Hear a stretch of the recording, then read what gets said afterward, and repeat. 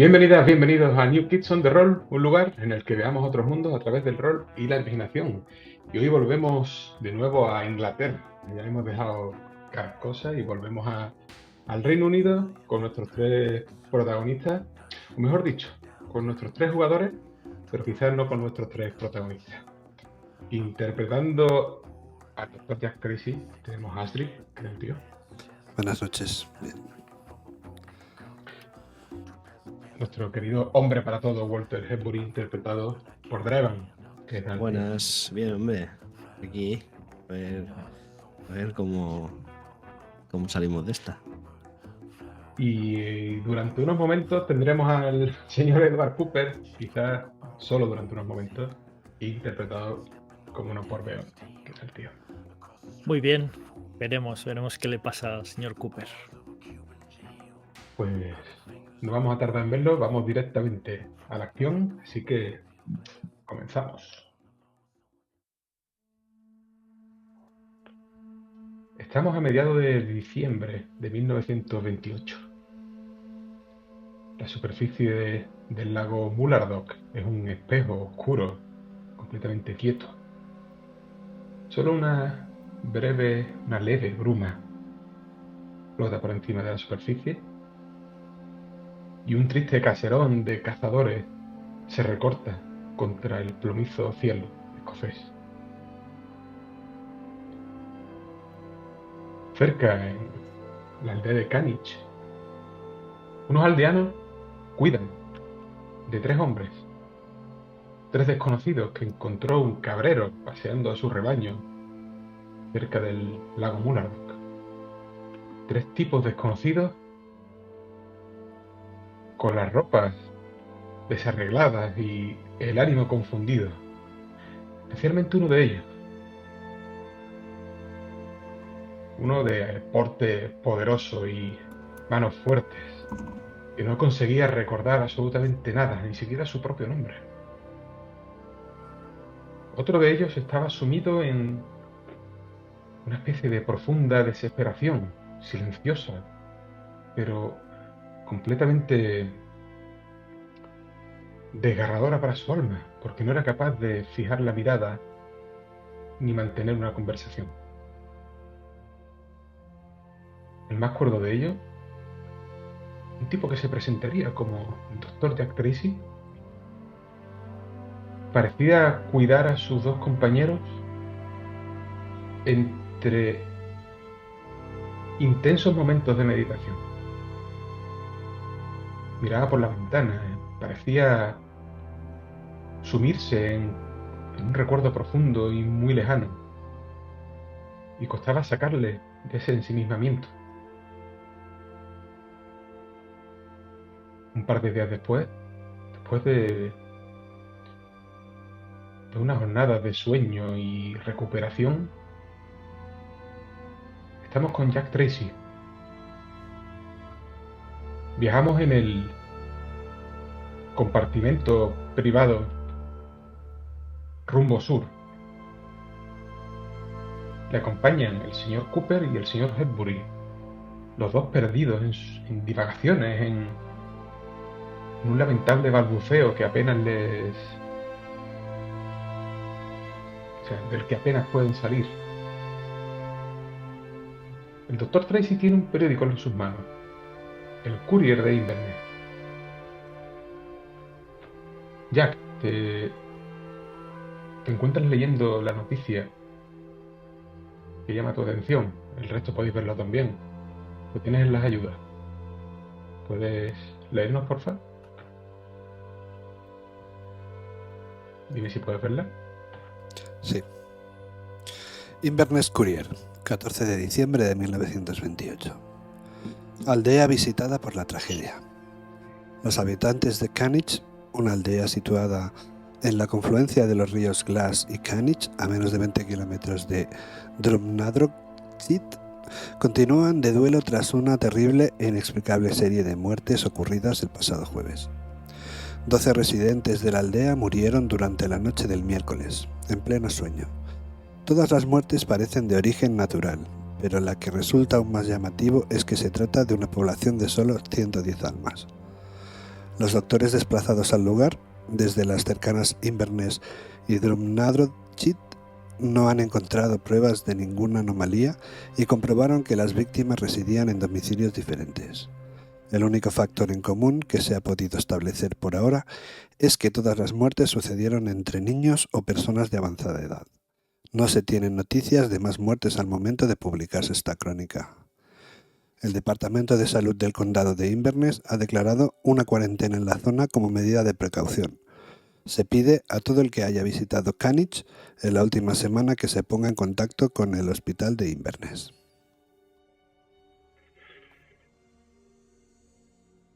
Y la mirada de Jack, en cuanto concluye la lectura, inevitablemente pasa a ese zurrón que ha podido comprar por unos peniques en la aldea.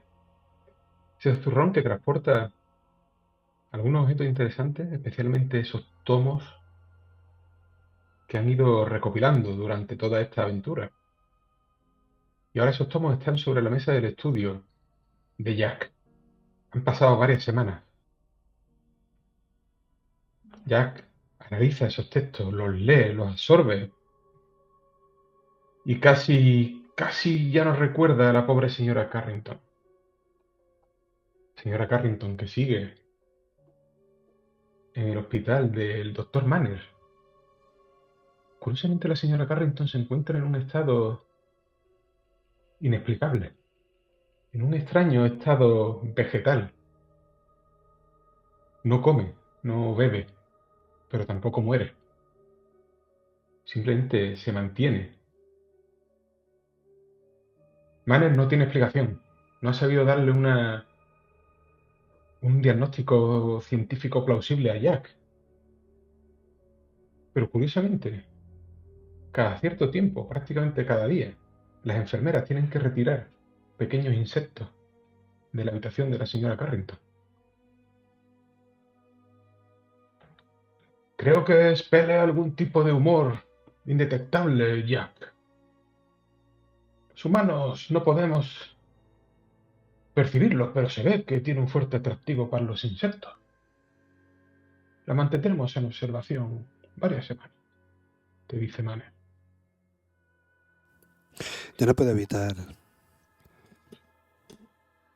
ver una escena en mi mente aquella noche en la que aquellos insectos brotaron del techo del comedor de mi mansión. Es la única conexión que aparentemente encuentro cuando pienso en la señorita Carrington. Aún así no tardas en volver a tus estudios, esas ciencias tan extrañas y que hace tan poco tiempo tú desdeñabas y ahora te parecen más interesantes de lo que esperabas. ¿Recuerdas también cómo acompañaste prácticamente de la mano, como si fuera un niño, a Walter Hedbury hacia la estación? Le acompañaste a su apartamento y la única dirección que parecía esperanzadora para Walter era una pequeña aldea, una pequeña cabaña en Dover, donde parece ser que vive su hermana. Y durante varias semanas, varios meses, Walter permanece allí. Cuéntanos, Walter, ¿cuál es el estado? Pues... claro, al principio Walter no sabe ni siquiera su nombre. Y bueno, se deja... Está tan aturdido que se deja guiar por Jack, que de alguna manera, pese a conscientemente no saber quién es, le resulta extrañamente familiar. Y al igual que el otro hombre, el señor Cooper, que bueno, parece estar también de alguna manera en problemas. En Londres, pues eso, lo que dices, recuerda que una dirección, un sitio, y le da la impresión de que es el hogar. Y acaba yendo a esa casa, que resulta ser la casa de sus padres, en la que ahora vive su hermana con su marido y sus 5 hijos, y en la que dejó a una niña traída de Sudáfrica, de la cual tampoco se acuerda, porque vuelve allí sin saber por qué va ahí, esperando encontrar respuestas. Y allí, por suerte, pues encuentra reposo. Y es curioso porque durante las primeras semanas, ese vacío que Walter nota en su memoria no es tan vacío durante las noches.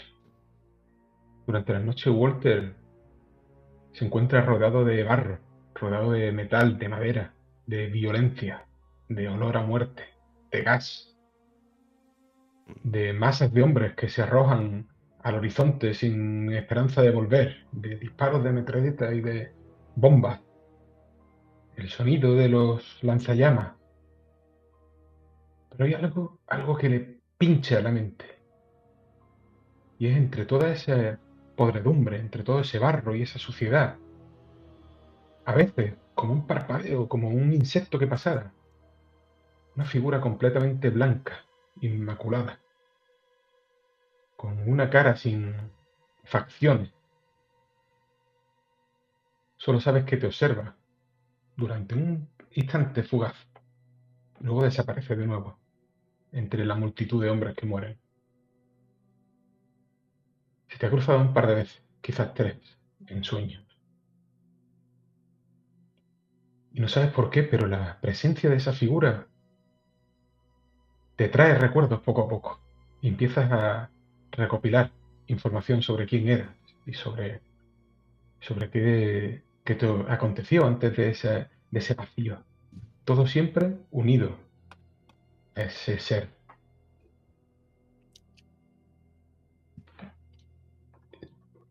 En cambio, del señor Cooper no tendremos noticias. Pasan semanas, pasan meses. Y ese señor Cooper que Jack Tracy dejara en su apartamento. Ese Cooper que en cierto momento fue un tipo de cierta importancia en los círculos de tratantes artísticos y de compraventa de antigüedades, parece haberse tomado un descanso indefinido. Nadie sabe qué ha sido de él. Nadie tiene contacto con el señor Cooper. Incluso diría que nadie tiene interés en el señor Cooper, salvo una persona, salvo un detective privado que conocemos, el señor Vincent Tuck, con su oficina en el barrio de Wapping, con una vida que resultaba razonablemente tranquila, hasta que de pronto se vio involucrado en un episodio inexplicable y rocambolesco en Sudáfrica. Un episodio que tuvo que interiorizar buscando los mecanismos más absurdos y las explicaciones más rocambolescas para con su esposa incluso. Y que desde la vuelta a Londres le ha estado trayendo recuerdos y sensaciones que le desconciertan. Pero ahora ha ocurrido algo que se sale de esta rutina. Cuéntanos, Tac, ¿qué es eso que te preocupa?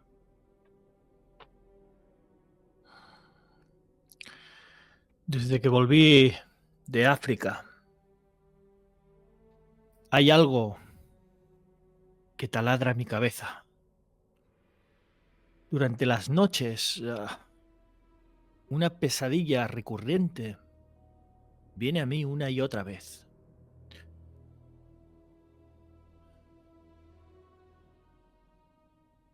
Estoy andando en mitad de la oscuridad. Me envuelve una niebla extraña, espesa, hasta que, de golpe, frente a mí, hay el tronco de un viejo roble con un extraño símbolo grabado en él. Un símbolo que brilla de amarillo. Lo toco con mi mano. Persigo sus curvas. Y cuando me giro, atraído por la luz que aparece a mis espaldas de repente, veo una imagen extraña, una imagen pictórica de enormes edificios, edificios de varios metros de altura, edificios con una arquitectura imposible, llenos de luces, con fuentes, con focos hacia todos lados, letras, palabras. Y entonces me despierto.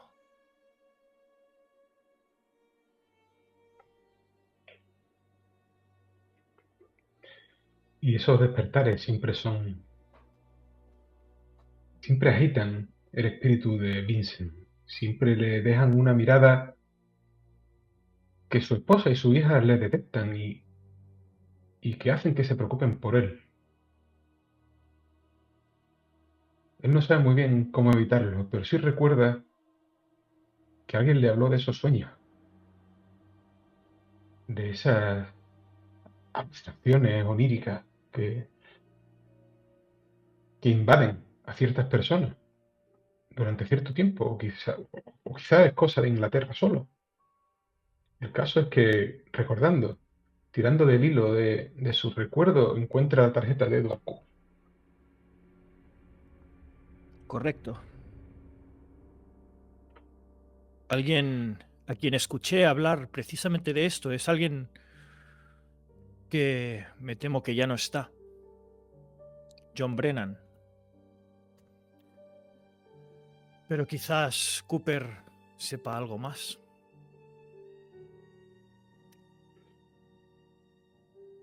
Por eso he ido a su casa. Estoy frente a su jardín y observo un coche negro, cubierto de polvo, y esa fachada, la fachada de ese edificio, cubierto por unas parras que prácticamente cubren toda la pared, unas parras secas y mortecinas.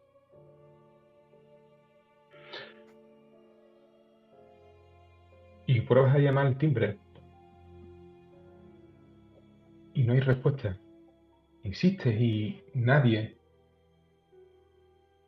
ni siquiera el sonido detrás de la puerta. No hay un alma con vida ahí detrás. O quizás sí la haya, porque cuando te agachas por debajo de la puerta, puedes detectar cierto resplandor. Entonces cuando reparas que el patio trasero tiene una valla más que accesible para un tipo como tú. Para ser un barrio de gente bien, parece que se toman muy a la ligera la seguridad. Ahora pasemos durante unos instantes al despacho de Jack Tracy. Sobre la mesa, esa revista tan famosa, tan reputada sobre psicología, y en ella un artículo firmado por el doctor Highsmith, Manía estacional, estudio de un caso de recaídas repetitivas y predecibles. En la edición de febrero de 1930 del British Journal of Psychology. Y al final del artículo, un artículo muy bien recibido por la comunidad científica, una dedicatoria. Mis agradecimientos al doctor Jack Tracy por su ayuda, entereza e imaginación. Sabe Tracy que Highsmith ha recibido numerosos aplausos por su artículo. Tanto es así que la última vez que hablaste con él, te comentaba la posibilidad de ser contratado por el prestigioso Instituto Tavistock de Londres. Las siguientes semanas, ese agradecimiento de Highsmith se traduce en un ascenso en la reputación de Jack. De pronto algún cliente adinerado se acerca a tu consulta, a una invitación, a un evento, a alguna ponencia. Eso al mismo tiempo que Jack se adentra en los estudios menos científicos, o quizás de otro tipo de ciencia. Dime, Jack, ¿vas a centrarte en esos estudios y en en esa carrera médica, o vas a centrarte quizá un poco más en los estudios ocultistas? Pues mucho más lejos de la realidad que le gustaría al Dr. Highsmith. El orden compulsivo de Jack en su despacho se ha convertido en un caos descontrolado. Yo me imagino no solo su despacho, sino la mansión en general, envuelta en un desorden sin precedente. Su despacho es una maraña de papeles en el suelo con el símbolo amarillo dibujado en él, incluso en las paredes. En una de ellas, despojada de cualquier tipo de fotografía o de pintura, podemos ver un croquis de todo lo sucedido hasta ahora.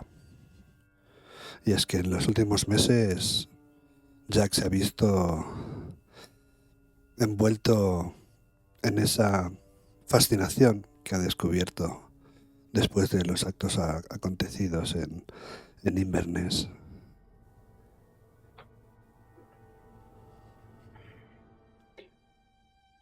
Imagino a Jack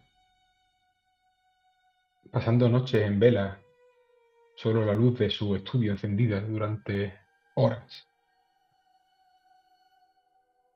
Y me imagino que esos primeros clientes que acudieron al olor de la fama de ese artículo empiezan a menguar. Pues el interés de Jack se centra más en la figura quizás de Malcolm Quarry, el sectario desaparecido. Y no solo en él. A día que pasa, solo hago que repetirme todo lo que ha ido sucediendo desde aquel día en el que acudimos al teatro. Y todo esto empezó. Lo he ido repitiendo para no olvidarme absolutamente de nada. Y no me olvido de todos aquellos de los que, de una forma u otra, han pasado a mi lado. Eso quiere decir que quizás le sigan la pista a Sadie o a Caruana. Quizás estoy más enfocado en Quarry y sobre todo en esas lecturas que me tienen ensimismado. En el Códice Turner, en el Caminante por el Lago, en esos hechizos que he descubierto que contienen esos libros. En Gresty. Pues te imagino estudiando esos volúmenes por las noches, mientras por el día sigues cada pequeña pista que ha ido surgiendo durante todo este tiempo, y te vemos a través de las ventanas de la Royal Society hablando con Rupert Adams, un tipo con el que creo que ya cruzasteis algunas preguntas, y que te dirige a Pembroke College, donde Curry completó sus estudios sobre historia anglosajona. Y tirando de ese hilo, semanas después, te vemos entrando en Pembroke, buscando al profesor de historia anglosajona en aquella fecha, y enfrentándote a su puerta, en la que se puede leer el pequeño rótulo que pone Historia anglosajona, Ronald Tolkien. En ese momento nuestra mirada se posará a kilómetros de allí, a las costas de Dover, esos acantilados blancos, siempre rodeados del cielo oscuro, de ese oleaje constante, donde Walter, arrojado en una manta, contempla el horizonte, mientras recuerda, sueño tras sueño, cómo su vida giraba en torno a la familia Brennan.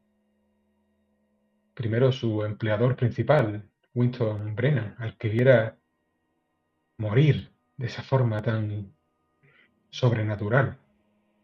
Y luego el joven John, al que encontró apuñalado en esa ciudad de ensueño que llamaban Isil. En su mente esa noticia de periódico del Times. El Times que abría su portada en enero con una noticia que sería la comidilla durante semanas, tanto en los muelles más hediondos como en los clubes más sofisticados. La inexplicable muerte de Sir Winston Brennan en Durban, Sudáfrica. Una noticia que describiría cómo el cadáver del desaparecido político fue encontrado a las afueras de Durban, en la provincia sudafricana de Natal, en extrañas condiciones. Pareciera que hubiese caído de una gran altura. El diario observa que el hecho resulta del todo asombroso, puesto que la ciudad carece de edificios de semejantes proporciones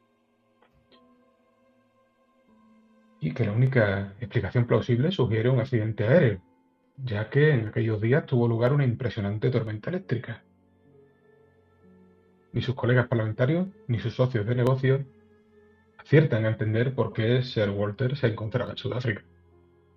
Su hijo John continúa desaparecido. Yo quisiera saber qué hará Walter en los próximos meses, si permanecer en compañía de su familia allí en Dover, o si seguirá al menos el rastro de la familia Brennan, aunque sea visitar aquella mansión en la que trabajaba. Una de las dos opciones te reportará cordura, la otra opción quizá no tanto.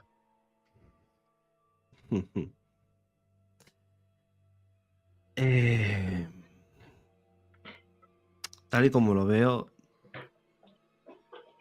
ahora mismo Walter es eso. Para él, su vida de los últimos 10 años, desde que salió del hospital de guerra al acabar la Gran Guerra, se ha hecho añicos.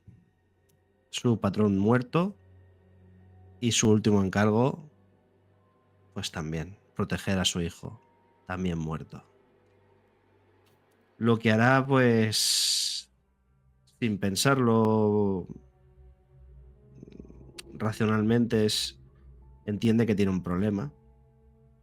Ha pensado en suicidarse incluso. A veces saca esa pistola que lleva todavía con él, con el pomo de marfil, y se la aprieta contra la sien. Le tiembla la mano y acaba por apartarla. Entonces, quizás con el poco dinero que le quede de su buen sueldo, recurra a un tratamiento psicológico. Y supongo que con el tiempo, ya recuperado quizás, o aparentemente, viéndose casi un mendigo, porque al final lo está manteniendo su hermana, pero sabe que es una carga. Recuerda una conversación que tuvo con un señor volviendo de África en el barco aquel, que le decía que su patrón, ahora fallecido, que no era el único que buscaba el conocimiento, que habían otros, y que si le interesaba trabajar para otro, pues que pusieran un anuncio en un periódico. Y esa idea, pues, le recorre la cabeza y seguramente que lo hará. Porque así quizás mate dos pájaros de un tiro. Quizás salga de esa espiral de decadencia en la que está ahora. Y de paso, aparte de ganarse otra vez un sueldo en condiciones, se entere de algo. Quizás ahora lo único que le quede es comprender el porqué de todo lo que ha pasado. Pues yo me imagino a Walter días después de haber puesto ese anuncio en el Evening Standard, entrando en un restaurante de alto copete, de un barrio que Walter jamás pisaría si no fuera porque le invitan a comer ese día. Me lo imagino sentándose en una mesa de mantel blanco. Pocas veces has comido ahí si no estuviera Winston Brennan de por medio. Pero lo que no te esperabas es estar sentado junto a uno de los escritores más reputados del Reino Unido, el señor Rudyard Kipling, ese tipo que te lanzara esa oferta en el Demóstenes. Y a su lado una señorita. Una señorita que es presentada por Kipling como la señorita Dion Fortune, que tiene algo interesante que poner sobre la mesa. Pero volvamos a la casa del señor Cooper. Volvamos al señor Vincent Tuck, saltándose la valla, siguiendo su instinto de sabueso, para descubrir un jardincito trasero, descuidado, abandonado, pero con algo muy peculiar. Un pequeño invernadero. Un pequeño invernadero que parecería desatendido si no fuera por esas enredaderas salvajes que salen en tropel por las ventanas, escalando, abrazando el edificio, colándose por sus ventanas, por sus rendijas, por los huecos que encuentra, internándose en la casa de Cooper y sacando de sus goznes la puerta trasera, haciendo que sea fácil acceder por ella. ¿Qué haces, Tac? Observo esa planta salvaje, cómo se ha comido el resto de vegetación, cómo ha pasado por encima y cómo abraza el edificio. Y me acerco a esa puerta trasera. Me imagino la puerta completamente abrazada por esa enredadera, sacada, como dices, de sus goznes.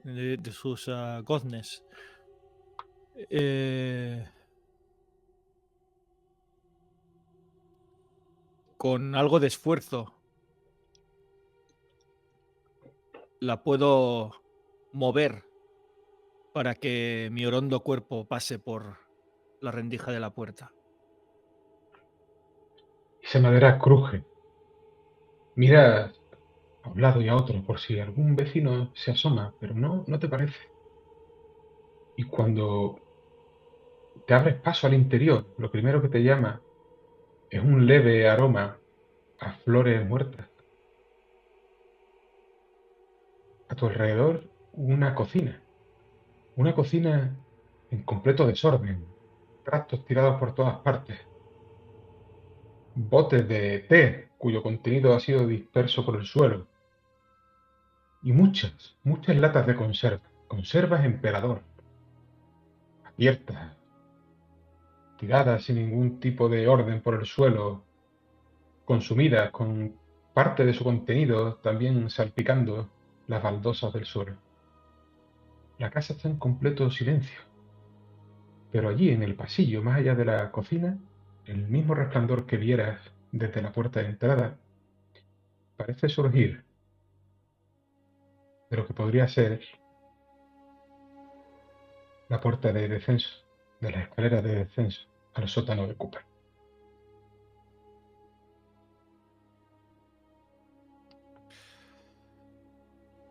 Observo ese desorden, esas latas. ¿Quién puede alimentarse solo de pescado en conserva? Y me acerco hacia ese resplandor hasta situarme a los pies, a lo alto de esa escalera. Hazme una tirada de descubrir, por favor. La ficha cerrada.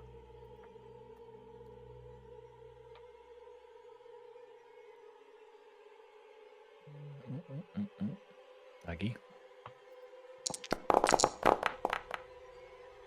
Vale, es un éxito difícil. Perfecto. Vas hacia ese resplandor cuando algo te llama la atención, quizá un brillo en una de las habitaciones laterales. Parece un saloncito de té.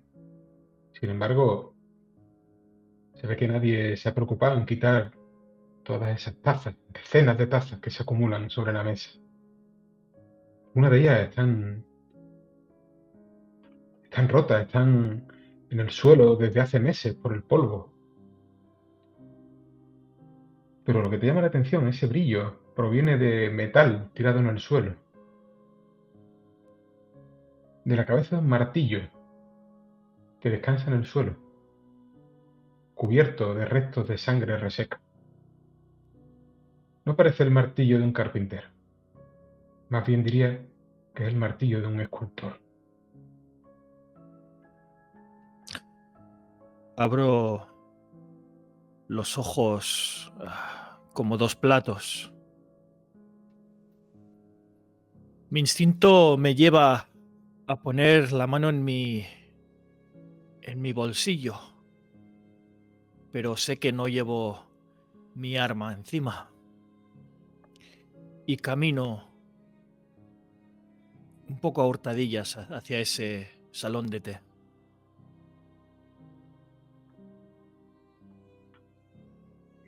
A medida que te adentras en el salón, empiezas a descubrir objetos estrellados contra el suelo, rotos, destrozados a conciencia, hechos añicos. Parecen antiguas esculturas, pequeñas figurillas machacadas. Ves hojas de libros arrancadas y tiradas por el suelo. Los lomos de esos libros, las cubiertas destrozadas y tiradas. Marcas de cuadros en las paredes que ya no se encuentran allí. Algunos retratos cortados violentamente. No muy lejos de ese martillo encuentras también algunas herramientas típicas del oficio de un escultor. Escoplos, unas restos de barro, unas pellas de barro, un torno, un cincel. Pero no hay nada más que abandono y soledad en ese salón.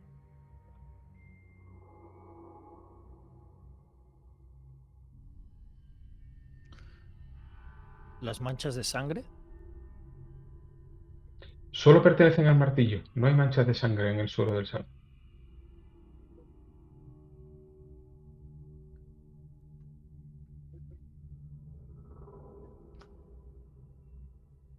Voy a retroceder y a ir hacia esas escaleras.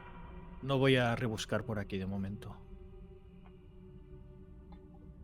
Las escaleras parecen, están cubiertas de moqueta, pero por el pasamanos y por la iluminación que ahora, la iluminación del pasillo, de ese pasillo que desciende, que ahora está obsoleta, no funciona, no te parece que vayas a bajar a un sótano, sino más bien a una sala bien acondicionada. Y recuerdas que el señor Cooper tenía una colección de cierto prestigio entre el oficio. Y posiblemente, por las condiciones de conservación, esa colección se encuentre en el sótano de Cooper. Uh-huh.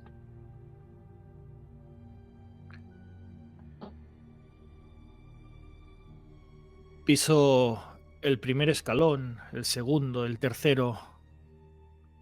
Voy a poner la mano en el pasamano, pero a último momento la retengo en el aire. ¿Cooper? ¿Hay alguien ahí abajo?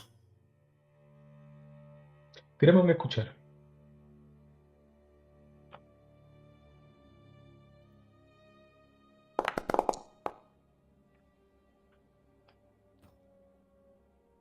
Estoy fino. Madre mía. Nadie responde a tu llamada, pero en cambio, sí hay alguien ahí abajo, porque un balbuceo llega hasta tus oídos. Es imposible distinguir las palabras, pero alguien está murmurando ahí debajo. Solo una voz, solo una persona. Y con ese uno es inevitable que te diga que esa voz podría pertenecer a Edward Cooper.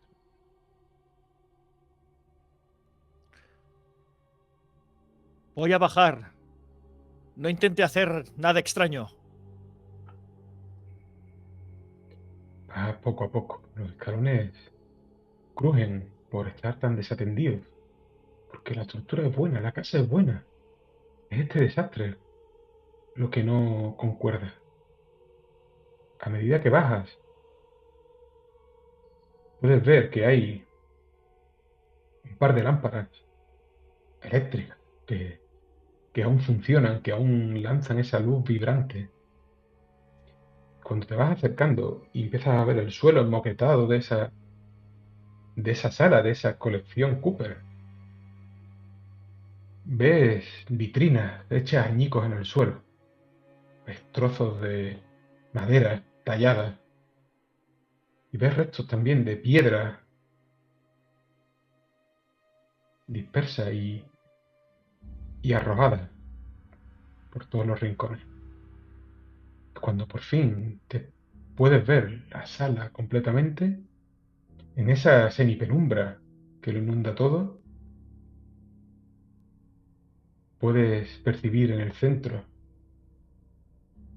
a una figura, la figura de un hombre, la silueta de una persona sentada en mitad de una colección de escombros. Y entre esa penumbra puedes distinguir la mirada y el mostacho del señor Edward Cooper. Pero pasemos por un segundo al Instituto Pembroke, a la oficina del profesor Tolkien, un tipo que no llega a los 40 años y de mirada inteligente y despierta, incluso simpática, diría Jack. Vaya, ¿qué le trae por aquí, doctor Tracy? Estoy buscando a un tipo al que usted le dio clases. Quizá lo recuerde. Su nombre es Malcolm Quarry. Tolkien levanta las cejas y apenas asoma una sonrisa.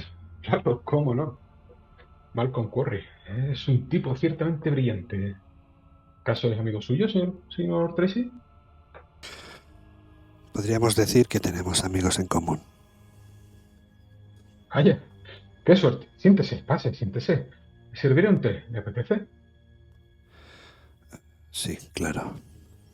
Mientras que pienso que un bourbon me sentaría mucho mejor. Tolkien se dirige allí a una pequeña tetera que tiene en un mueble en una esquina y empieza a prepararlo. Mientras el agua hierve, él te ofrece una conversación simpática e interesante. Sí, sí, recuerdo perfectamente a Malcolm. Es más, le diré que echo de menos sus cartas. No siempre se encuentra un tipo con su mirada, con su visión. ¿Se escribía a menudo con él? Pues he de decir que durante prácticamente un año compartimos conversación. Sin embargo, hace más de 3 años que no sé nada de él. ¿Por qué lo busca? ¿También comparten proyectos, acaso? Algo así.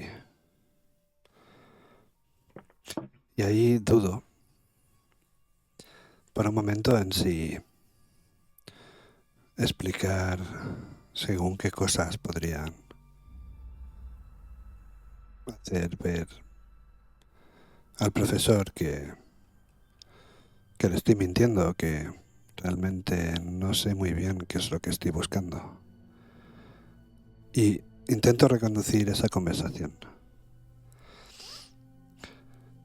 Así ¿El señor Quarry era un buen estudiante? De los mejores que tuve, créame. Un tipo excepcional. ¿Sabes que escribió un libro? Muy interesante también. Se pone, se pone ahí a buscar en su estantería y es que tiene estanterías altísimas llenas de libros.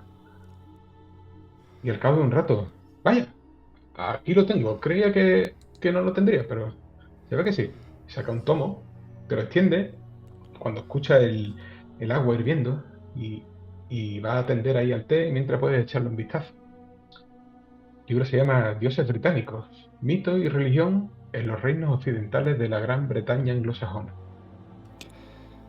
Al ver el título, me suelto a preguntarle...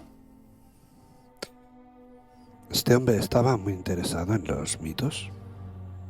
Y tanto que sí, muchísimo. De hecho, yo diría que estudió historia anglosajona solo por profundizar en los mitos británicos.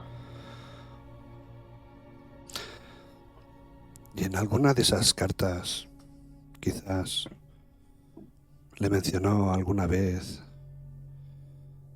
algún proyecto en el que estaba involucrado. Precisamente eran el motivo de las cartas. ¿Quiere leche en el té? Por favor. Es usted un buen inglés. Y te sirve una tacita. Aquí lo tiene. El mejor té de la comarca del sur. Permítame la broma. El caso es que el señor Curry estaba muy interesado en la brujería y en rituales antiguos. Investigaba sobre, bueno, los antiguos reinos de la Gran Bretaña. La correspondencia siempre giró en torno a ese proyecto suyo. Yo estos 2 últimos meses, uno de esos libros que he hojeado es precisamente La brujería en la Europa occidental. Y le voy a seguir un poco el rollo en esa conversación, intentando a ver si él solo se suelta la lengua.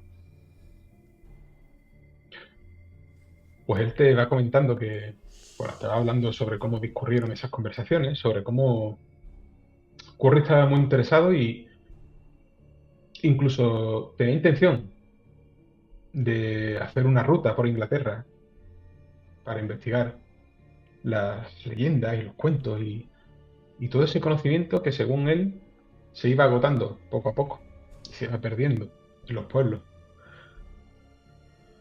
También te dice que siempre tuvo una vocación internacionalista. Él tenía contactos con eh, profesores y con estudiosos de más allá del Reino Unido, no solo por Inglaterra en sí, sino por la conexión que existe entre los diferentes mitos, los paralelismos entre mitos ingleses con mitos de otras zonas, que es algo que siempre entusiasmó a Malcolm. Notas que Tolkien puede hablar durante horas de esto y de su relación con él. Durante una época, Quarry se vio sumido en un tipo de estudio junto a otros tipos. ¿Le suena el nombre de Gresty o Edwards? No, créeme, me son absoluto conocidos. No, no menciono nunca a esos caballeros. Ya le digo, también perdí el contacto con él desde 1924. No sé nada de él. ¿Cree que Quarry era un tipo al que... no sé cómo explicarlo, profesor? Un tipo creyente de seres venidos de otro plano de existencia. Y dejo soltar la frase como haciendo una pregunta. La mirada de Tolkien de pronto toma un cariz diferente, como si un nuevo interés se hubiese abierto ahí por ti. Pues ahora que lo plantea, doctor Tracy, no sería descabellado.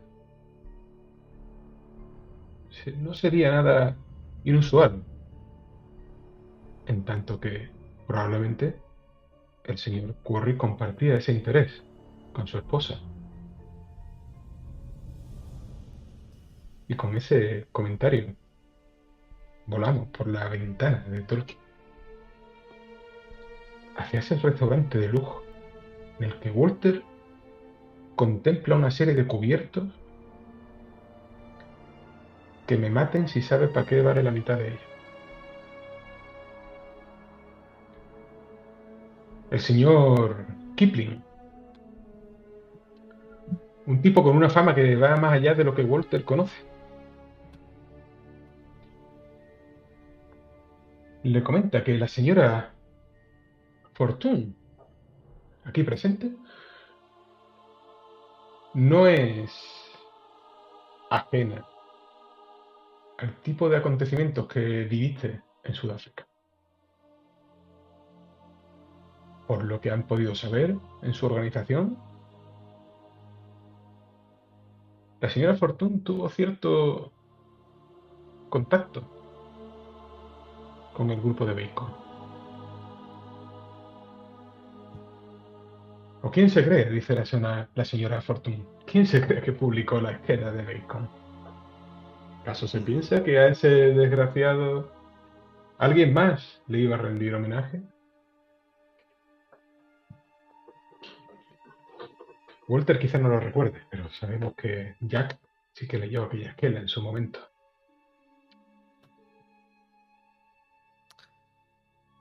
Bueno, ¿y qué necesitan exactamente de mí? ¿O por qué creen que les puede ayudar? Sabemos que el señor Bacon ya no se encuentra entre nosotros, te dice Kipling con una medio sonrisa. Del resto de sus amigos, hemos perdido el rastro de Edwards y del señor Robbie. A Edwards lo perdimos hace tiempo. El señor Robbie sabemos que fue liberado hace poco y luego se volvió a perder. No me extrañaría que no volviésemos a verlo. ¿No le parece, señor Hedbury? ¿Quién sabe? Uno no deja de sorprenderse nunca. En cambio, de quien no tenemos noticias de tiempo es del señor Quirk. Pero sabemos que sus amigos, señor Walter, porque parece usted especialmente bendecido con sus amistades, sabemos que sus amigos andan tras la pista del señor Curry. Somos una organización pequeña, pero muy bien informada. Ya veo. Y usted, amigo mío, según su respuesta en el Evening Standard, será uno de nuestros brazos ejecutores. Créame que no le faltará nada mientras nos ayude en nuestras pesquisas.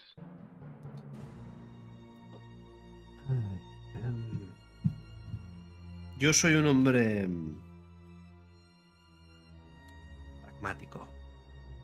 Por lo tanto, no me va mucho el tema de la sutileza ni las insinuaciones. Así que díganme lo que tengo que hacer y pongámonos a ello. Kipling se echa hacia atrás en su asiento y dice: Curry, encuentre a Malcolm Curry. Tráiganos al señor Curry.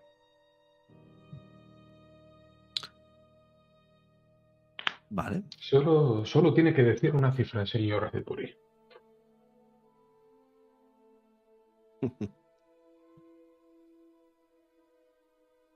Bueno. Ya hablaremos de eso. Primero, los recursos de los que me hablaba. y después la cifra. O si no, mire, hacemos una cosa. Hablamos la cifra cuando les siente delante a ese quarry. Perfecto. Perfecto, señor Hepburn. Me alegra ver que es un hombre pragmático y que pone las cosas fáciles. Y ahora le dejo con la señorita Fortune. Ella sabrá informarle. Muy Señora. bien. Y ella, llevándose la copa a los labios y tomando un poco de champán, te dices, pero, señor Hedbury, que no me pregunte por el señor Bacon. Al fin y al cabo, no tengo ningún interés en ese tendero. Ya dije todo lo que tenía que decir de él en esa revistilla. No pensaba hacerlo, la verdad. Muy bien. Pues dígame, ¿en qué puedo ayudarle? Bueno, hablemos del objetivo. Quarry. Necesito todo lo que me pueda decir de él para poder encontrarlo. Quarry. Quarry era probablemente el tipo más inteligente de ese grupillo. Esa panda de aficionados. Quarry y Edwards eran bastante colegas, pero rompieron relaciones hace 2 o 3 años. Alguna vez crucé cartas con él. Era un hombre muy capaz. Estaba muy interesado en mis viajes por Italia. Me daba mucha credibilidad a esos expertos italianos. Pero no me pregunte. No guardé ni una sola de esas cartas. Las quemé. Son muy buen combustible y dan muy buenas vibraciones cuando se queman.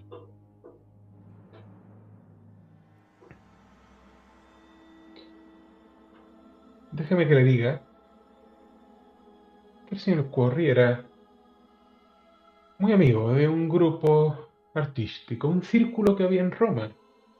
Estaba enamorado de ellos. Il Fratelli del Signo Giallo. Qué gracioso. Seguro que sabe lo que significa ese nombre en italiano, ¿verdad? Los hermanos del signo amarillo. Creo que se disolvieron. Al menos en Roma no se les volvió a ver. ¿Y hay algún equivalente a ese grupo en otros países, como por ejemplo Inglaterra? Pues yo diría que lo más cercano es el grupo del propio Bacon, en tanto que estaban interesados por ese concepto Ujú. dorado. ¿No es así? Sin embargo, el grupo de Roma, pues apenas era un grupo teatral. Yo los Oh, considero un mero círculo artístico. cuidado con las obras de arte, a veces son más de lo que parecen. Por Y sobre supuesto. todo las obras de teatro. Sí, pero no le daría mucho más peso, señor, porque esta gente solo hacía una obra al año, por lo visto. Siempre la misma. Qué aburrido, es verdad. Ujú. Si yo le contara. Pues así es. Siempre hacían la misma obra y solo se podía ir por invitación. Ujú. Yo pude ir un par de veces, pero lo rechacé. Me pareció un espectáculo tedioso. Mm. ¿Verdad que esa obra también se interpretó aquí? Claro que sí, señor Hedbury, claro que sí. Y no me tome por tonta, creo que usted conoce perfectamente el título de esa obra. Oh, claro. Pues entonces está todo dicho. Señor Hedbury, creo que es usted un hombre de lo más peculiar. Ha hecho un buen fichaje, señor Kipling. Le felicito. Disculpen que no me quede para el postre, pero la nata chantilly me da ardores. Y dicho eso, la señora Fortune se levanta, deja la servilleta sobre la mesa y desaparece. Joder. Y volvemos a ese concentrado aroma a flores muertas que hay en el sótano del señor Cooper. Chantilly. A esa silueta brumosa y balbuceante en el centro de la colección. Vincent, ¿ahora que te fijas? Eso que hay en el suelo, que parecía madera tallada, parece ser uno de esos carteles que ponen los restaurantes italianos de poca altura, con un cocinero así, con una bandeja de un plato de espaguetis. Pues uno de esos, completamente roto en el suelo. A la izquierda hay una bolsa de basura completamente llena como de muelles. De muelles. De muelles de diferentes tamaños, de diferente grosor. Ahí olvidados y oxidados y tirados por el suelo. Más allá, algunos juguetes de cartón, de lo más barato, sucios, rotos y pisoteados. Y por los cristales que hay alrededor parece que hubiesen estado dentro de esas vitrinas. El balbuceo, el murmuro de esa persona en el centro de la sala sigue constante, flotando en el aire. ¿Qué haces? Señor Cooper, ¿se encuentra usted bien? Señor Cooper.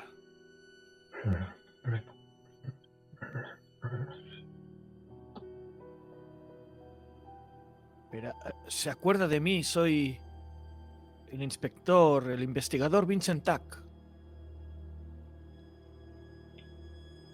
Sus susurros continúan, nunca cesan, como si no fuesen interrumpidos ni advertiese tu presencia.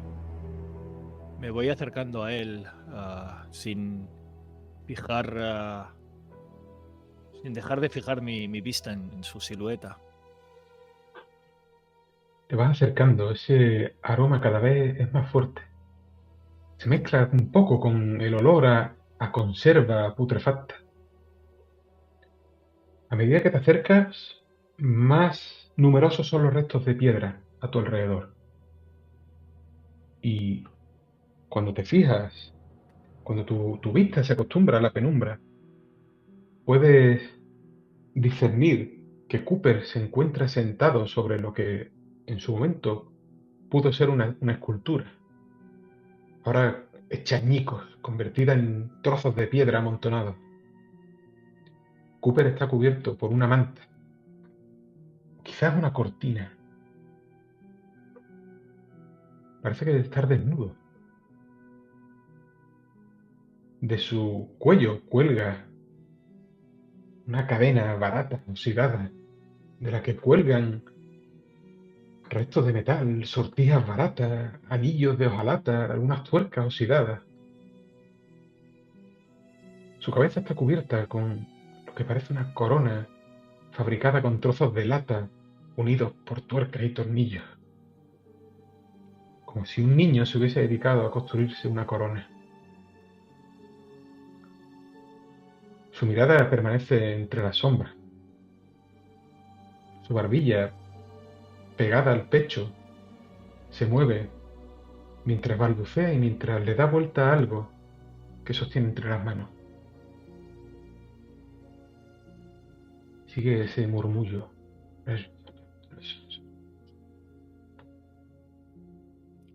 Oiga, necesita un médico. ¿Se encuentra usted bien?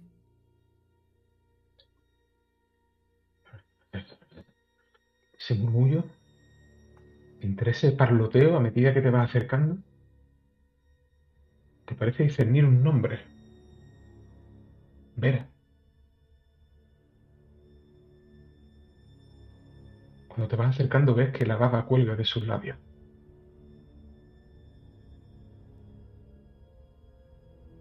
¿Qué haces? Me voy a acercar a él. Voy a lentamente poner mi dorso de la mano sobre su frente para ver si está ardiendo. Y darle un par de cachetazos en la mejilla.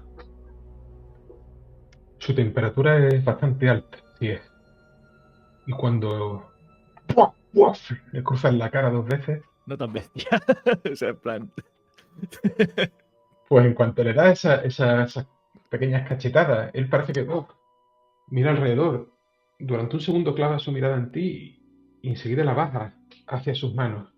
Ves a un Edward Cooper eh, flaco, flaco, flaco, huesudo, con una barba de varios días. Incluso su pelo, tanto la barba como su pelo, ves que si alguna vez se lo afeita de una forma caótica, como si pasase la navaja de afeitar, sin mucho control y ya. Su mirada se pierde en eso que tiene en las manos, a eso a lo que le da vueltas. Su voz no deja de murmurar. Querida, brillante y sofisticada Vera, es terrible caer en manos del Dios vivo, Vera. Y lo que tiene entre sus manos, eso que manosea, es una fotografía.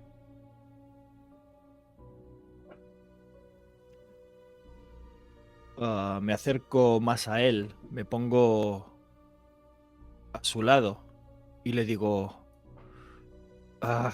le ayudaré, le llevaré hasta el hospital. Y cuando voy a cogerlo por ambos brazos como para intentar levantarlo, sí que miro esa fotografía con curiosidad. Pues se la tienes que arrebatar para poder verla, porque continuamente la está moviendo. Y cuando la retira de sus manos, el tipo une sus manos y le da vueltas y sigue murmurando. Sí, no te acerques, no te acerques al pasaje del dragón. Entonces levanta esa fotografía y ves a una hermosa mujer posando sonriente para la cámara. Está pulcramente vestida de novia.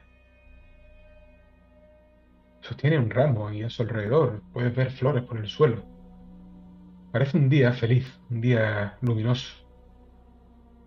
A su lado hay la figura de un hombre, un joven, apuesto, bien vestido, vestido de novia. Los dos sonríen a la cámara. Vincent, tú conoces a ese hombre.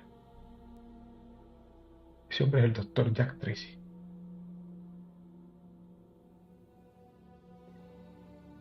Volvemos al doctor Jack Tracy, a ese despacho del profesor Tolkien, donde Jack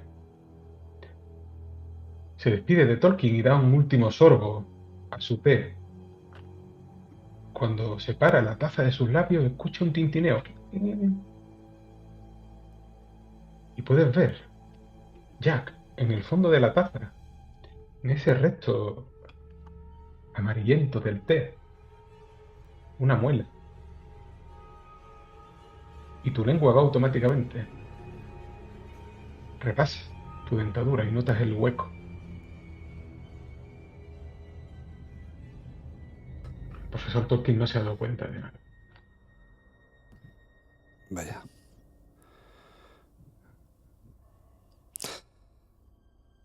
La mujer. ¿Quién es la mujer? Y mientras tanto voy a intentar sacar esa muela de la taza. Pues si le digo la verdad, doctor, no tengo la más remota idea. Nunca se plantó aquí con ella.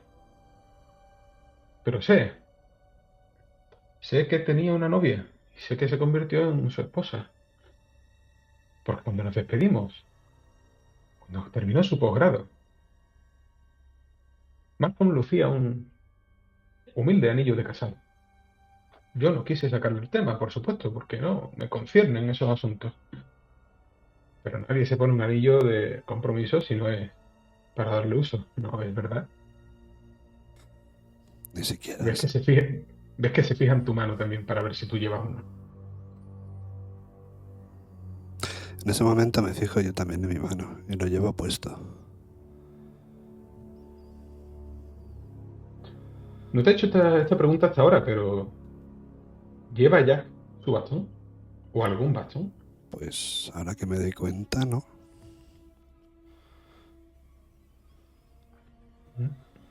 Quizá Jack se ha vuelto más vigoroso desde su vuelta de Carcosa.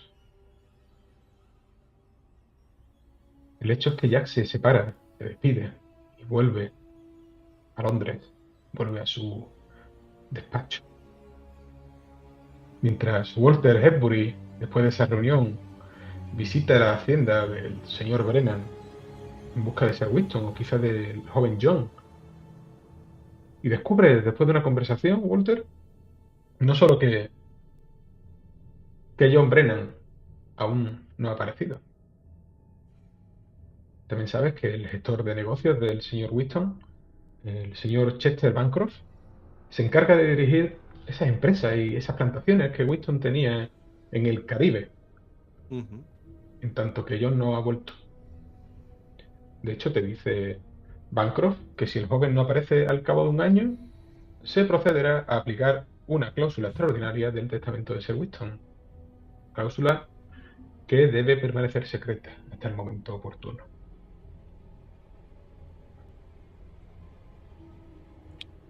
Mm. Yo imagino que pasan semanas, pasan meses. Todo esto que hemos hablado acontece a lo largo de 1929. En octubre llega el crack, el desplome de la bolsa americana, que supone un auténtico desastre a nivel financiero para muchísimas empresas, para muchísimos ahorradores y para mucha gente de clase trabajadora que o bien ha perdido sus ahorros o bien es despedida. Pero hay algo que os llama la atención tanto a Jack como a Walt, y es que a medida que pasa el año, un año que había transcurrido bastante tranquilo en comparación con el frenesí que 1928 provocó en la población, de pronto 1929 parece empezar a agitarse del mismo modo. A medida que entra el otoño, que transcurre octubre, que pasa noviembre, las huelgas, las peleas en la calle, los suicidios, empiezan a tomar un camino de ascenso que os suena muy bien. Decidme, ¿por qué motivo Jack y Walter vuelven a encontrarse?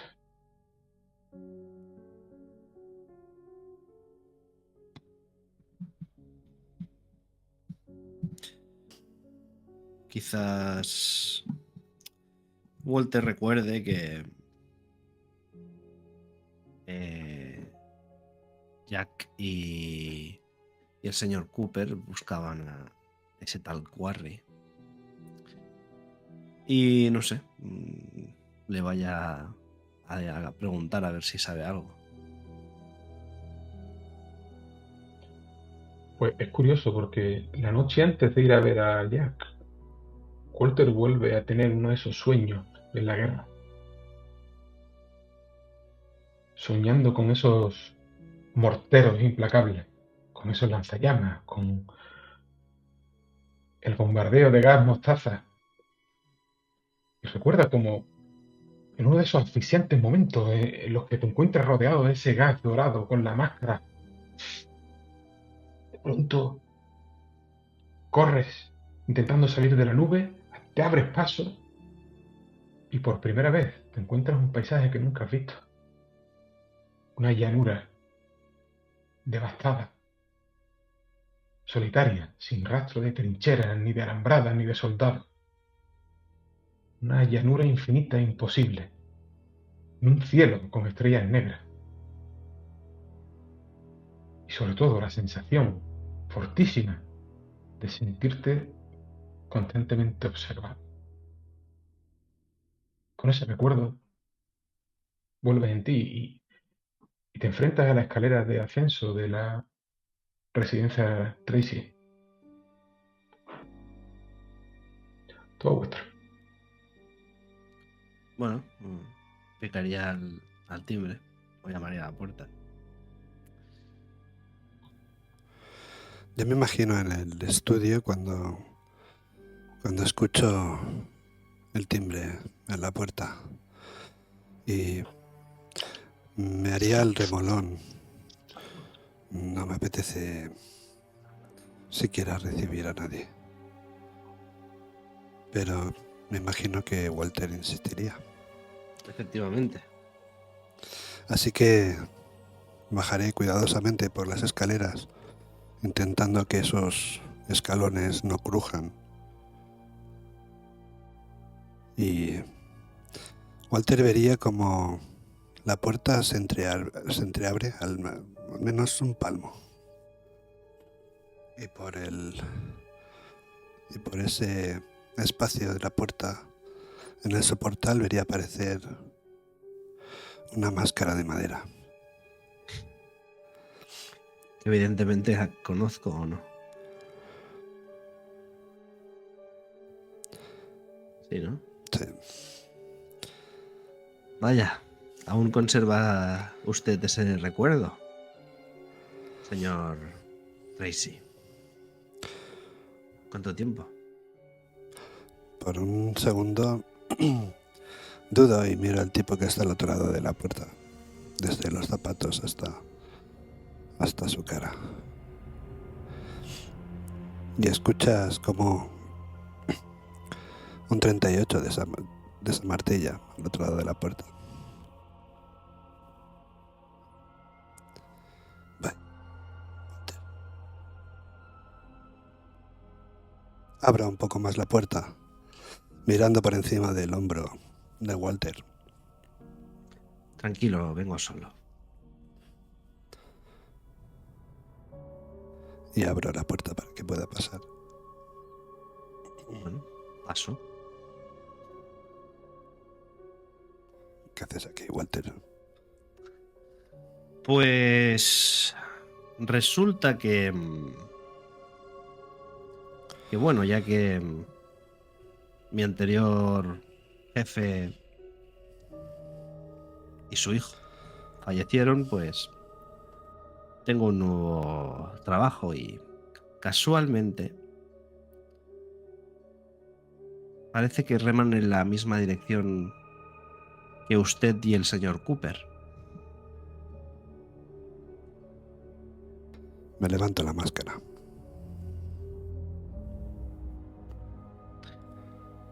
Me han contratado para que encuentre a ese tal Warry. Vaya. ¿Coincidencias? No, no son Para que coincidencias. lo capture y lo ponga delante de la gente que me paga ahora. Que estaban al tanto de Edwards y de Robbie. Y de Bacon. ¿Quién es esa gente?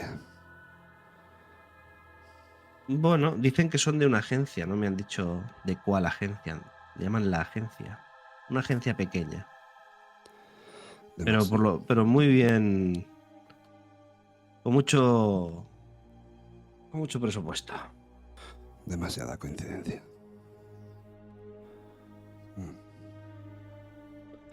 Empiezo a subir por los escalones que me llevan al segundo piso donde está mi despacho.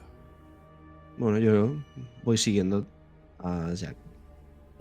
Y a mitad de ese ascenso suena el timbre otra vez. Qué inoportuno. Pero vamos una horita y pico antes de ese repicar de campanas. Vamos a volar hacia el comedor de la familia Tack. Una familia modesta y humilde, pero bastante bien avenida. Vincent Tack vive con su esposa y sus 3 vástagos. Dime tú, ¿cómo se llaman esos 3 vástagos? ¿Pueden ser hijos o pueden ser hijas? Has muteado más. Son 2 hijas y un hijo. Lo apuntaremos esto por si esto. Sí. El mediano es el varón, ¿vale? Y se llaman Lucía. Nombres ingleses, porque Manolo. Lucy. Sí, Lucy. Bueno, Lucía. August.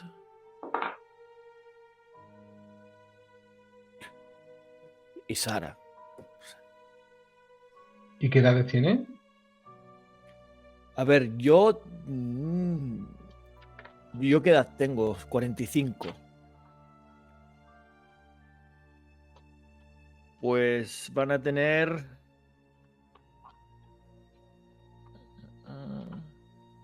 27, 25 y 24.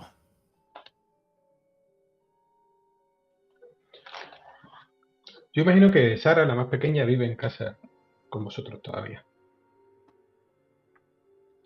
Sí, no ha tenido suerte en el amor todavía. Esperemos que eso cambie. Y me imagino que soléis desayunar juntos, porque ella tendrá algún trabajo con el que aportar algo a la casa. Y tenéis el hábito de, bueno, compartir el desayuno y el café y las tortitas que hace tu mujer. Pero hoy ha ocurrido un hecho un poco extraño.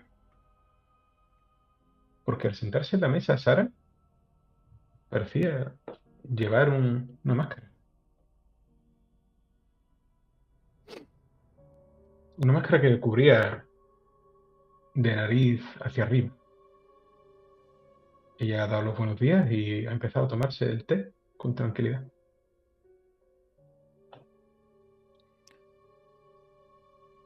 Muchacha, ¿qué haces con eso? ¿Qué hago con qué? La máscara, al menos en la mesa, quítatela. ¿Pero qué dices, papá? ¿Qué me te da?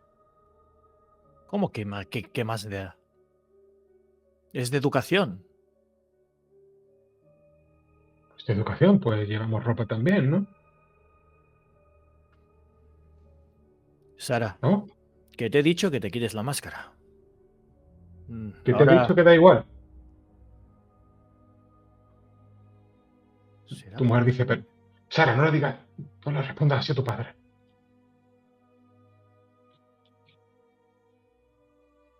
Venga, papá, ¿qué más te da? Me queda muy bien, mira qué bonita es. ¿Cómo es la máscara? Pues me imagino una típica máscara, unos anteojos venecianos, con plumas en los lados, de colores brillantes. Pero fíjate qué bonita es. La han traído de la misma Venecia. ¿Sabes que hay un carnaval allí? Hay un carnaval increíble. Algún día pienso ir.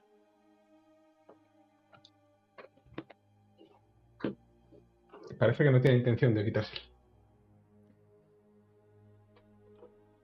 Cuando vayas a ese carnaval, te pones la máscara.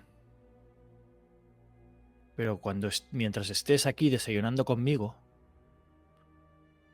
sería bueno que te la quitaras porque te hemos educado. Y no quiero que todo eso se vaya al traste. ¿A quién vas a encontrar siendo una maleducada? No empieces con a quién voy a encontrar. Todavía soy muy joven. Tírame persuasión. No empieces con la misma cháchara otra vez, papá. Me haces sentir muy mal.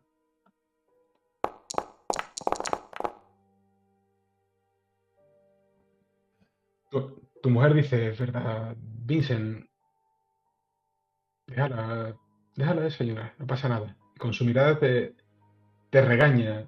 Esa conversación sobre encontrar marido no es la primera vez que sale y no es la primera vez que te espera. Me levanto, voy hacia el mármol de la cocina y cojo el periódico. Lo despliego violentamente delante de mí para que no se me vea el rostro enfurruñado. Y sigo tomando ese té con pastas, tapado por ese periódico.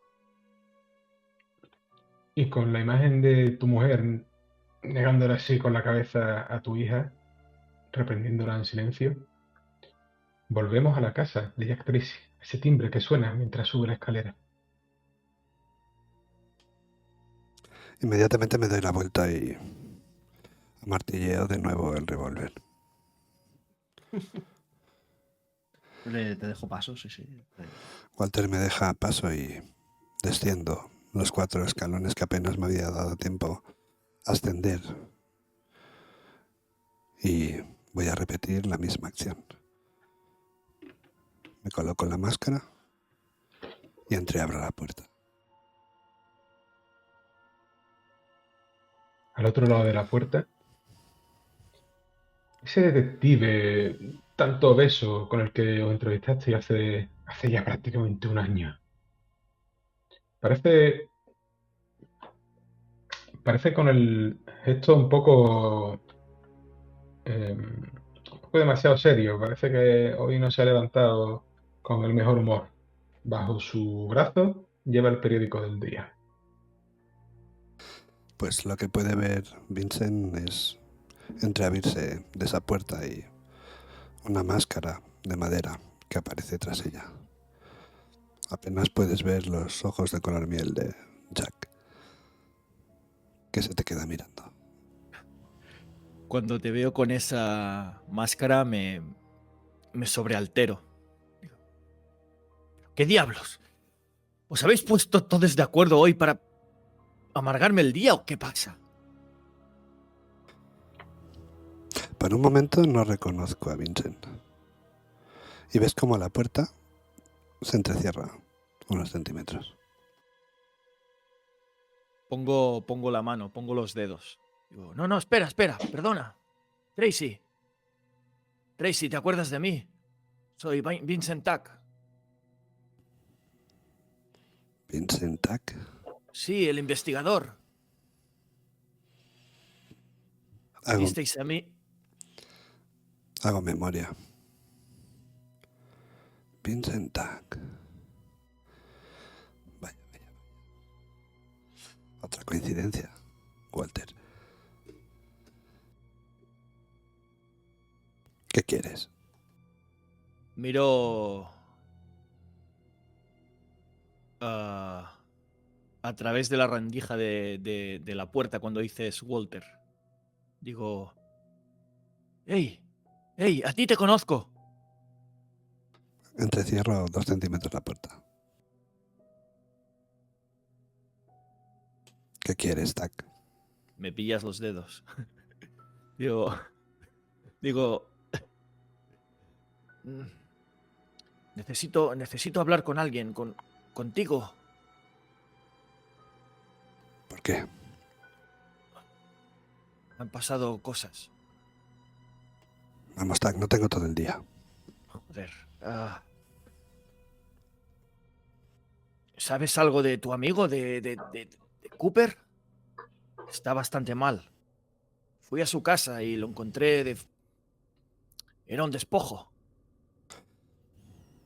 Volteo la mirada para buscar los ojos de Walter.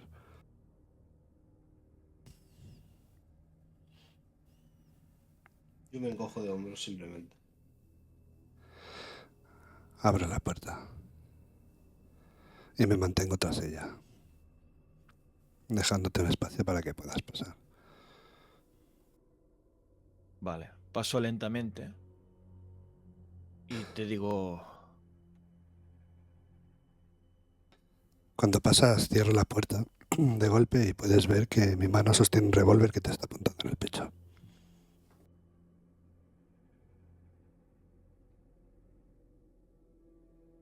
Vale, muy bien. Me levanto Ya la veo máscara. que... Dime. Me levanto la máscara. Habla. Ya veo que las preguntas las vas a hacer tú.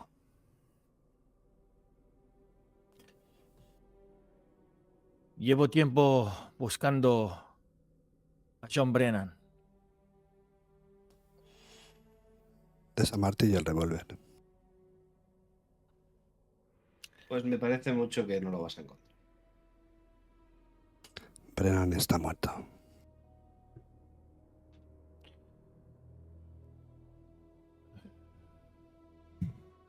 Walter, lo que nos pasó en África... Algo tuvo que pasar ahí. ¿Algo? Tengo mi propia teoría, pero desde que volví de ese lugar Me pasa lo mismo que escuché que le pasaba a Walter. Perdón, a Brennan. Tengo sueños extraños. Lo que vimos en el cielo, todo lo que pasó, tiene que estar relacionado con extraterrestres o algo así. Yo suelto una carcajada. Extraterrestres. Esa es la conclusión que he llegado.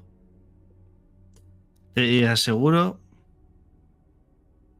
que hay cosas mucho peores que eso que vimos en el cielo en África. Mucho. Mucho. Yo me giro y empiezo a ascender por las escaleras. Supongo que espero que me sigan.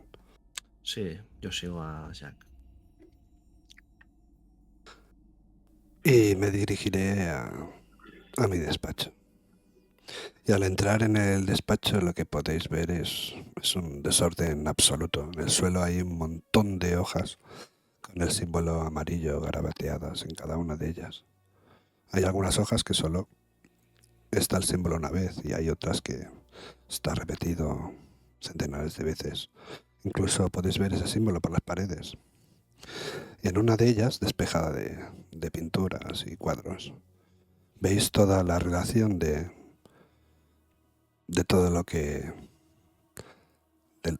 ha vivido Jack desde que empezó toda esta historia en aquel teatro. Señaló sobresaltado uno de los signos en la pared. Digo, ese signo, ¿qué significa? ¿Qué es? Lo sueño casi todas las noches. Lo veo grabado en un árbol y luego todo a mi alrededor muta en miles de civilizaciones que quizás nunca hayan existido.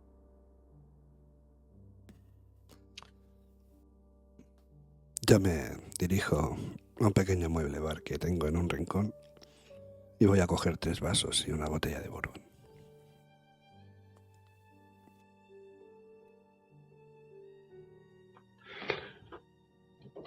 Pues toméis asiento en alguno de los sillones que Jack tiene dispuestos en su despacho.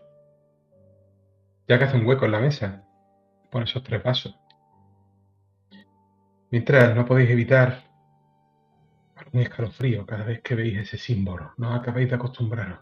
Y os fijáis que en alguna de esas revoluciones que ha hecho Jack con su propia mano, de ese símbolo, el símbolo está invertido. Jack pone los 3 vasos de chupito y empieza a servirlo. Mientras cae el chorrillo, veis que se pasa, que el líquido rebosa. Porque Jack ha clavado su mirada en el diario que Vincent ha puesto sobre la mesa, el periódico de hoy, el Times. Y podéis ver una noticia por la cara que asoma. Una noticia que atrapa la mirada de Jack. ¿Puedes leernosla, Jack? Sí. Esto tiene fecha de 13 de diciembre de 1929. Que es hoy mismo. Atacan al sacristán de la Iglesia de Cristo. La policía arresta a un hombre. Última hora de nuestro corresponsal. 13 de diciembre de 1929. Durante las primeras horas del pasado miércoles tuvo lugar un sorprendente e injustificado ataque en el interior de la Iglesia de Cristo en Spitalfields. Era la 1 de la mañana cuando el sacristán de la iglesia, el señor Leslie S. Unsworth, se despertó alarmado por el sonido de un agudo silbato en el interior del recinto. Ahí hago una pausa dramática. Tras incorporarse, se encontró con un intruso de pie sobre el altar mayor, en aparente estado de agitación y sangrando por las manos. Cuando el señor Unsworth se dirigió al intruso, este se abalanzó sobre él y le tiró al suelo de un empujón, tras lo que se dio a la fuga. El sacristán fue capaz de recuperarse y solicitar la ayuda de un oficial de policía que rápidamente arrestó al atacante, poniéndolo bajo custodia. El sujeto ha sido identificado como un tal Wilfred Cresty. Se espera que pase a disposición del tribunal de Old Street esta misma mañana. Y se me cae la botella al suelo.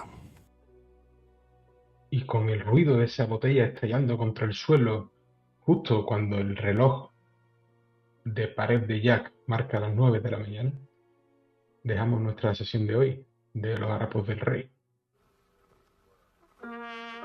Y con esto, queridos, reenganchamos nuestra dinámica, que continuaremos dentro de un par de semanas, aquí en el mismo Bat Canal. Siempre recomendando, por supuesto, que visitéis Crónicas de Ault, donde tenemos unas geniales campañas de D&D que están de puta madre y que las vais a disfrutar un montón.